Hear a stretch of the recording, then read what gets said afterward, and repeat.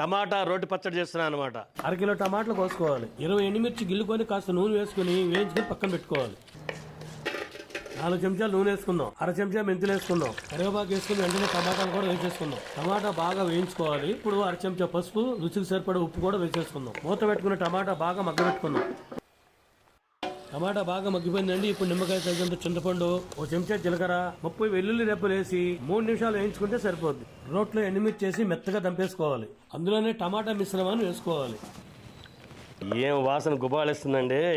సరిపడినంత ఉప్పు వేసుకుని ఇదంతా కచ్చా పచ్చాగా నూరుకోవాలి. అయిపోయిందండి. తీసి పక్కన పెట్టుకుని పోపు వేసుకుందాం. నూనెలో పోపు గింజలు, వెల్లుల్లి, ఎండుమిరపకాయలు, కరివేపాకు వేయించుకుని మన టమాటా రోటి పచ్చడి వేసేసుకుందాం. కాస్త నెయ్యి వేసుకుని పచ్చడి వేసుకుని ఒక కుమ్మేస్తానండి. ఇలా ముద్దు చేసుకుని తినాలండి.